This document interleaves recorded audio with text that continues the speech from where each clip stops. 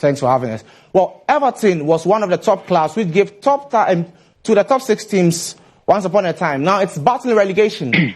As a fan and a journalist of the club, how do you feel?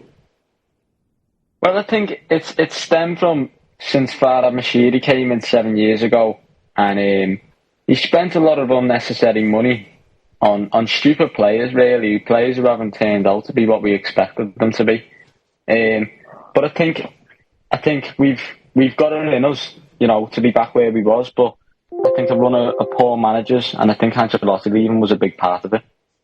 Well, okay. So how will you describe Everton under Frank Lampard, and what do you think went wrong? I think, to be honest, I don't think Frank was the right man for the job.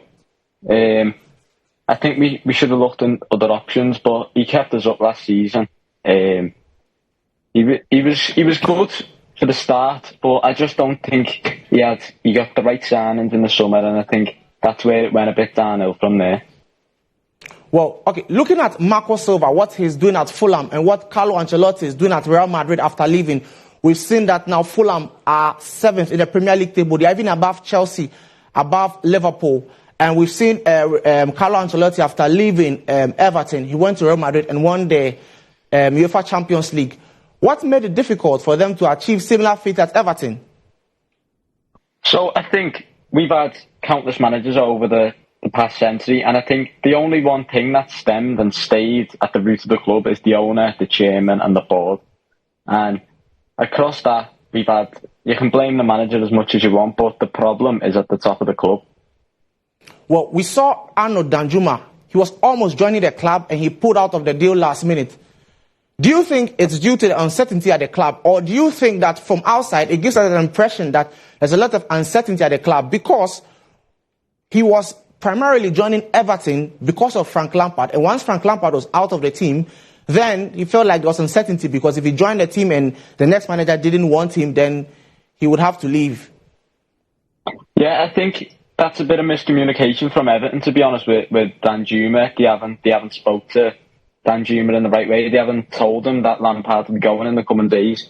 And I think obviously Lampard was a major factor in why Danjuma wanted to come to Everton, but it's a bit unprofessional from Everton not letting Danjuma know, and obviously that's why he went to Spurs. Well, we are learning that your owner, Farhad Moshiri, wants to sell the club, which made a negative transfer balance of a negative 289 million euros within the last 7 years. Well, first off, what do you make of the investment into the club by Farhad Moshiri? Well, when Farhad came in 6 or 7 years ago, it was good because everyone wanted, Bill Kenwright to sell his majority stake in the club, and we had a new Iranian owner, a billionaire, who had loads of money. We was getting promised a new stadium and whatever, but I think as the years went on, we were getting a manager every season, Koeman, Allardyce, and as that went on, we spent stupid amounts of money on players who had no resale value and ended up not doing anything for the club. Well, can you confirm if Farhad Moshiri is selling Everton as of now? Farhad Moshiri stated in an interview that he won't be selling Everton, but he will be getting minority investments in. But do you take him for his word? I don't. Yeah, okay. Well, what does the future hold for Everton Football Club, especially as you are trying to get a new manager who we've seen to be Sean Dyche? Do you think you'll be able to beat the drop? I think if there was anyone to come in and keep Everton up, it would be Sean Dyche. But at the minute, we're 19th in the table with 20 games to go. But it only takes 2 wins to get out of the bottom 3. I think we get 3 or 4 more players in by the end of the window, then we can turn it round. Well, let's look at Sean Dyche. We've seen him in the Premier League with Burnley. He played quite a difficult tactic. Well, maybe you could argue that he didn't have a lot of funding, but primarily we saw him sit deep with a low block, trying to pounce on the counter-attack. He conceded a lot of goals. Well, you could argue that maybe because he didn't have a lot of money. He's finding himself in a very similar situation at Everton. Do you think he will succeed? Yeah, I think with the right back, and I think if Moshiri leaves the football side to the director of football, Kevin Thelwell, and Sean Dyche, I think it will succeed because Sean Dyche was Kevin Thelwell's man. He was the one who Kevin Thelwell wanted. And I think if he gets the right back and he gets the players he wants in, I think Sean Dyche can succeed. Well, you are speaking about backing, but it's just a few days to the end of the transfer window. I think it's just maybe on Monday or Tuesday. If he gets appointed, even today, can he get his players, the players he wishes for his project, before the deadline day comes? Yeah, I think this is, over the past 7 years, this is why Everton have failed, and it's started a lot of panic buying because, as you say now, we've got 3 days left of the transfer window, and we've obviously just sold Anthony Gordon for £40 million.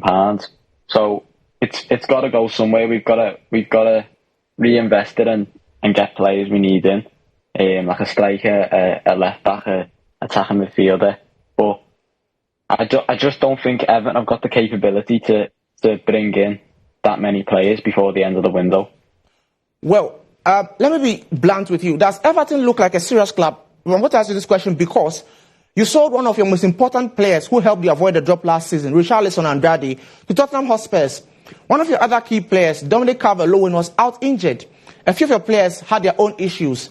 You had to let other players leave. Your defenders weren't in good form. You just added James Tarkowski.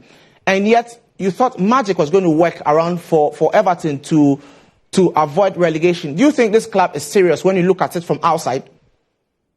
To be honest, I don't think it is. If you look at it from an outside perspective and look at the way it's being run, it's almost like a circus. You know, over the past few years, there's no plan, there's no direction, and we haven't had direction or anything for a long time. But I think with the right manager, with the right investments, with the correct plan, I think that's when we can turn it around. Well, okay. Now, on our screen here, we have a picture of Anthony Gordon, who is likely, as we are hearing, media reports indicate that he's forcing a move to go to Newcastle. As a fan, this is a player this is his boyhood club, and he's trying to threaten to leave the club when his club needs him to stay and help them avoid relegation. As a fan, do you feel betrayed? Personally, I don't think Anthony Gordon's been at his best this season. I think the way he's treated the club in the past few days, not coming to the training and trying to force a way out of the club, I think that's totally out of order and unprofessional. And I think he's been advised wrong by his agents and told the wrong things to do. But I think if Gordon wants to leave, you know, personally, I wouldn't want to be playing for Everton at the minute, so I can't blame him. Well, you missed Arnaud Danjuma. It's just a few days to the end of the January transfer window. You need a lot of reinforcement in defense because he started the season with Connor Cody and James Tarkowski. You also added at the point Yerry Mina and other players, Mason Holgate and others. There seem to be problems in your defense. There seems to be problems in your midfield. There's no stability in the team, even though you brought back Idrissa Gana Gueye from PSG last season. Where are the places that you need reinforcement before the window ends? Particularly because Bournemouth, Southampton, and others are reinforcing their team, and these are the teams you'll be fighting with to avoid relegation. I think if you look at the records in the past few months this season, I don't think we've scored many goals. And if you watch a match, you can't see where the goals are going to come from. So I think the main thing we need to look at this window is a centre attacking midfielder and a striker, an out-and-out striker. Well, thank you very much, Rhiad Dakhlaoui, correspondent for Everton Extra. Well, that's all the sports. I hope we got a comprehensive analysis of what it is in Everton Merseyside. That's all the sports for now. I'm Eugene Oforisoti. Back to Joshua Nanakwame Ayera. Thank you very much, Eugene, for that in-depth conversation. That does it for News Tonight. Many thanks for your company. We'll come here again with some more news tomorrow. Do enjoy a bit of our program. Have a great evening.